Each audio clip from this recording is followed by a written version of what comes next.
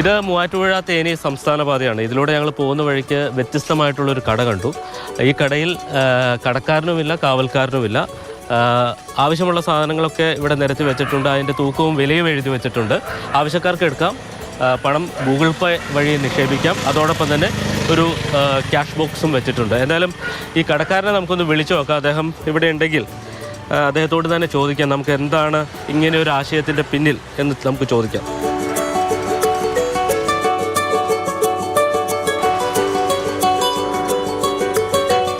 Hello ചേട്ടാ, നമസ്കാരം. ഞങ്ങൾ മാതൃഭൂമി ചാനലിൽ നിന്നാണ് വിളിക്കുന്നത്. ഞങ്ങൾ ഈ കടയുടെ അടുത്ത് വന്നിട്ട് വിളിച്ചതാണ്. ഈ ഭാഗത്തെങ്ങും ഉണ്ടോ? Okay okay okay okay. ഇപ്പോൾ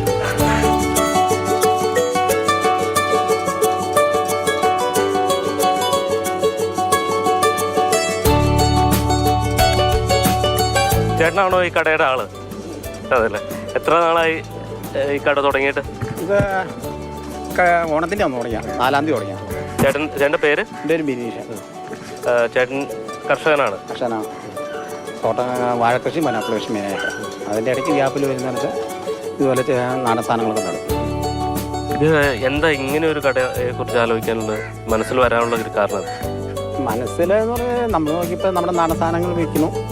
നമുക്ക് തന്നെ ഇത് എഴുതി വെച്ച് കഴിഞ്ഞാൽ ഇത് ആളുകൾ എടുത്തുകൊണ്ട് പോകുമ്പോൾ ആൾ ഇരിക്കേണ്ട ആവശ്യമില്ല. നാടൻ സാധനങ്ങൾക്ക് ഇപ്പോഴും ആവശ്യക്കാരുണ്ടല്ലോ. ഇവിടെ ഇപ്പം ആളുകൾക്ക് വിലയും തൂക്കവും എഴുതി വെച്ചിട്ടുണ്ട്. അപ്പം നമുക്ക് ആവശ്യത്തിനുള്ള സാധനങ്ങൾ എടുക്കാം. അതിനുശേഷം സ്കാൻ ചെയ്യാം, അല്ലെങ്കിൽ ജി പേ നമ്പറുണ്ട്, ക്യാഷ് ബോക്സ് വെച്ചിട്ടുണ്ട്. ക്യാഷ് ഇതിട്ട് ഇടാം. ക്യാഷ് ഇട്ട് കഴിഞ്ഞാൽ പിന്നെ കറക്റ്റ് പൈസ ഇട്ടുണ്ട്. വൈകുന്നേരം തുറക്കുള്ളൂ. എന്നിട്ട് ആരെങ്കിലും പൈസ തരാത്ത സാധനങ്ങൾ എടുത്തുകൊണ്ട് പോകുന്നുണ്ടോ? അങ്ങനെയൊന്നും ഇന്നത്തെ കാലം ഉണ്ടാവില്ല. പിന്നെ 1-2 ആരെങ്കിലും ഇല്ലാതെ എടുത്തുകൊണ്ട് പോകുന്നത് നമുക്കത് കുഴപ്പമില്ല. കാരണം എന്ന് പറഞ്ഞാൽ എന്തൊരു സാധനങ്ങൾ നമുക്ക് നശിച്ചു പോകണം. കാക്കയും എലിയൊക്കെ ആയിട്ട് പറമ്പിൽ എന്തൊരു നശിച്ചുകൊണ്ട് അങ്ങനെ ആരും തന്നെ ചെയ്യാറില്ല. അങ്ങനെ എടുത്തുകൊണ്ട് പോയാലും നമ്മളതിനെ കംപ്ലൈൻറ്റ് ഇത് പറയാറില്ല. വഴിയിലൂടെ പോകുന്നവരാണോ കൂടുതൽ ആവശ്യക്കാർ? വണ്ടിയിൽ യാത്ര ചെയ്യുന്നവർ അടുത്തുള്ളവർ എടുക്കുന്നുണ്ട്. പക്ഷേ അടുത്തുള്ളവർക്ക് എല്ലാം കൃഷിയുണ്ട്. അവരുടെ സാധനങ്ങളൊന്നും പിന്നെ വെക്കാൻ വേണ്ടി നല്ല സാധനങ്ങൾ ഉണ്ടാക്കണേ. കൂടുതൽ വരുന്ന സാധനം ഒരു അപ്പം ഇവിടെ വയ്ക്കും. പ്രസ്ഥാനം നല്ലതാണ്. ഇതുപോലെ പല പല പരിപാടികൾ ഉണ്ടാകുന്നത് നല്ലതാണ്. പുതിയ ഫ്രഷായിട്ടുള്ള സാധനങ്ങൾ ഇതുപോലെ ഇല്ലാത്തവർക്ക് കിട്ടാൻ ഒരു അവസരം ഉണ്ടാക്കുന്നത് വളരെ നല്ലതാണ്. എന്നിട്ട് ഒരു ദിവസം എത്ര കിലോ കച്ചവടമൊക്കെ നടക്കും? അത് നമുക്ക് ഓരോ ദിവസം വണ്ടി പാസ് ചെയ്യുന്നതനുസരിച്ച് നമുക്ക് പറയാൻ പറ്റുള്ളൂ. കാലാവസ്ഥ മഴയൊക്കെ ആണെങ്കിൽ ആൾക്കാരെ നിർത്തിയിറങ്ങാൻ മടിയായിരിക്കും. എന്തായാലും നല്ലൊരു ആശയമാണ്. കാരണം ഒരു കർഷകനെ സംബന്ധിച്ച് മുഴുവൻ സമയവും അദ്ദേഹത്തിന് ഈ കടയിലൊന്നും ഇരിക്കാൻ സമയം ഉണ്ടാകില്ല. പക്ഷേ അതുകൊണ്ട് ഇവിടെ ഈ ഉൽപ്പന്നങ്ങളൊക്കെ ആവശ്യക്കാർക്ക് വാങ്ങാനുള്ളൊരു സൗകര്യം ഒരുക്കിയിരിക്കുന്നു. ഈ നാടിനെ സംബന്ധിച്ച് വലിയ അഭിമാനകരമായിട്ടുള്ള ഒരു കാര്യം തന്നെയാണ്. കാരണം ഇത്തരത്തിൽ സത്യസന്ധരായിട്ടുള്ള ആൾക്കാരുള്ള ഒരു നാട് എന്ന പേരിൽ കൂടിയാണ് ഇത് അടയാളപ്പെടുത്തുന്നത്. കർഷകനെ സംബന്ധിച്ച് വലിയ നേട്ടവുമാണ്. തൊടുപുഴയിൽ നിന്ന് വിനു കാഞ്ഞിരപ്പള്ളിക്കൊപ്പം ജെയിനസ് രാജു, മാതൃഭൂമി. തൊടുപുഴ കോട്ടകലയിലാണ് ബിനീഷേട്ടൻ്റെ ഈ ഒരു വഴിയോര കച്ചവടം. ശരിക്കും നമുക്ക് അത്ഭുതം തോന്നുന്നു അല്ലേ? എങ്ങനെയാണ് ഇന്നത്തെ കാലത്ത് ഒരാൾക്ക് ഇങ്ങനെ സംസാരിക്കാൻ കഴിയുക എന്നൊക്കെ തോന്നുമ്പോൾ അത്ഭുതം തോന്നുന്നുണ്ട്. ജെയിനസ് രാജു തന്നെ നമുക്കൊപ്പം ചേരുന്നുണ്ട്. ജെയിൻ, ബിനീഷേട്ടൻ പറഞ്ഞ കാര്യങ്ങളാണ് കേട്ടോ. ഇന്നത്തെ കാലത്തൊന്നും ആരും അങ്ങനെ പൈസ ഇടാതെ ഒന്നും പോവാറില്ല എന്ന് പറയുമ്പോൾ എനിക്കറിയില്ല, ഒരുപക്ഷെ ആ നാടിൻ്റെ നന്മ കൂടിയായിരിക്കും കാണിക്കുന്നത് അല്ലേ? ഇന്നത്തെ കാലത്തൊന്നും ഇങ്ങനെ ഒരു കച്ചവടം നടത്താനുള്ള ധൈര്യമൊന്നും ഒരാൾക്കും ഇല്ല എന്നതാണ് സത്യം.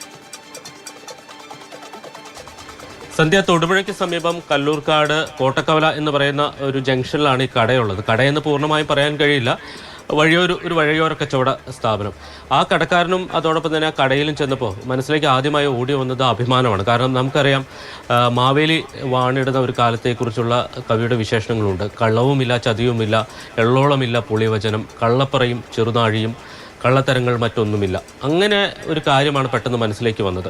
കാരണം കഴിഞ്ഞ 4-ാം തീയതിയാണ് ഈ സംരംഭം അവിടെ ആരംഭിച്ചത്. അതിനുശേഷം അദ്ദേഹത്തിന് കാര്യമായ നഷ്ടങ്ങളൊന്നും പറയുന്നില്ല. ഇനിയിപ്പോൾ ആരെങ്കിലും എന്തെങ്കിലും എടുത്തുകൊണ്ട് പോയാൽ പോലും തൻ്റെ കൃഷിയിടത്തിൽ നശിച്ചു പോകുന്നതിലും ഭേദമാണ് എന്ന് ചിന്തിക്കുന്ന ഒരു കർഷകനാണ് ബിനീഷ്. അപ്പം പക്ഷേ ഇതുവരെ അങ്ങനെ ഒരു സംഭവം ഉണ്ടായിട്ടില്ല എന്നാണ് അദ്ദേഹം പറയുന്നത്. നമുക്കറിയാം, നമ്മൾ വൻകിട സൂപ്പർ മാർക്കറ്റുകളിലൊക്കെ പോയി കഴിഞ്ഞാൽ സാധനങ്ങളെടുത്ത് ബില്ല് പേ ചെയ്ത് പുറത്തേക്ക് ഇറങ്ങുമ്പോൾ നമ്മുടെ ബില്ല് പരിശോധിക്കാൻ പോലും അവിടെ ഒരു സെക്യൂരിറ്റി ജീവനക്കാരുണ്ട്. അങ്ങനെയുള്ള ഒരു നാടാണ് നമ്മളുടേത്. അതോടൊപ്പം തന്നെ ഈ കണ്ണ് കാണാൻ കഴിയാത്ത അല്ലെങ്കിൽ മറ്റ് വൈകല്യമുള്ള ലോട്ടറി വിൽപ്പനക്കാർ, പ്രായമായവർ, അവരെയൊക്കെ പറ്റിച്ച് ലോട്ടറി ടിക്കറ്റുകളുമായി കടന്നു പോകുന്ന വാർത്തകളൊക്കെ നമ്മൾ കേട്ടിട്ടുണ്ട്. അപ്പോൾ അങ്ങനെയുള്ള സംഭവങ്ങളൊക്കെ നടക്കുന്ന ഒരു നാട്ടിൽ അതിനേക്കാൾ മനോഹരമായ, അതിനേക്കാൾ നല്ല 100 മനുഷ്യരുണ്ട് എന്ന് തെളിയിക്കുന്ന ഒരു സംഭവം കൂടിയാണിത്. അതായത് ഈ കേൾക്കുന്ന അനിഷ്ട സംഭവങ്ങളൊക്കെ അതൊക്കെ ഒറ്റപ്പെട്ട സംഭവങ്ങൾ മാത്രമാണ്. അതിലും നല്ല മനുഷ്യർ നമുക്കിടയിൽ ജീവിക്കുന്നുണ്ട്, സത്യസന്ധരായിട്ടുള്ള മനുഷ്യർ ജീവിക്കുന്നുണ്ട് എന്ന് തെളിയിക്കുന്ന ഒരു സംഭവമാണ്. എന്തായാലും ഇത് കൂടുതൽ മുന്നോട്ട് പോകണം. നമ്മുടെ നാട്ടിൽ മുഴുവൻ ഇത്തരം സെൽഫ് സർവീസ് വെജിറ്റബിൾ ഷോപ്പുകൾ ഉണ്ടാകേണ്ടതുണ്ട്. കാരണം നമുക്കറിയാം, കർഷകരെ സംബന്ധിച്ച് അവൻ്റെ ഉൽപ്പന്നങ്ങൾക്ക് വില കിട്ടാത്ത ഒരു സാഹചര്യമുണ്ട്. പക്ഷേ നാടൻ പച്ചക്കറിക്കും നാടൻ ഉൽപ്പന്നങ്ങൾക്കും നല്ല വില വിപണിയിൽ ലഭിക്കുന്നുമുണ്ട്. അപ്പോൾ ലാഭം ലഭിക്കുന്നത് മറ്റ് ഇടനിലക്കാർക്കാണ്. അപ്പോൾ അങ്ങനെയുള്ളവർക്ക്, കർഷകർക്ക് അവരുടെ ജോലി നഷ്ടപ്പെടാതെ, അവരുടെ സമയം നഷ്ടപ്പെടാതെ ഇത്തരം സാധ്യതകൾ ഉപയോഗിക്കാൻ കഴിയും. അതിനൊക്കെ ഈ സെൽഫ് സർവീസ് ഒരു എളുപ്പ മാർഗമാകും എന്നതാണ്. എന്തായാലും തൊടുപുഴ കോട്ടകലയിലെ താമസിക്കുന്നവർക്കൊക്കെ അഭിമാനിക്കാം. കാരണം നിങ്ങൾ അത്രയും സത്യസന്ധരായതുകൊണ്ടാണ് ബിനീഷേട്ടൻ ഇത്രയും ധൈര്യത്തിൽ ഇങ്ങനെ ഒരു വഴിയോര കച്ചവടം തുടങ്ങാനൊക്കെ ഉള്ളൊരു മനസ്സുണ്ടായത്. എന്തായാലും അങ്ങനെ അവർക്കും അഭിമാനിക്കാവുന്ന ഒരു കാര്യമാണ്. ഒപ്പം തന്നെ ബിനീഷേട്ടൻ ഒരു കർഷകനാണ്. എപ്പോഴും ഇങ്ങനെ കടയിൽ വന്നിരുന്ന കച്ചവടം നോക്കി നടത്താനൊന്നും സാധിക്കില്ല. അതുകൊണ്ട് അതിൽ നിന്നുണ്ടായ ഒരു ആശയമാണ്. അതോടൊപ്പം അദ്ദേഹത്തിന്റെ നാട്ടുകാരെ ഒരുപാട് വിശ്വാസവുമാണ്. ശരി.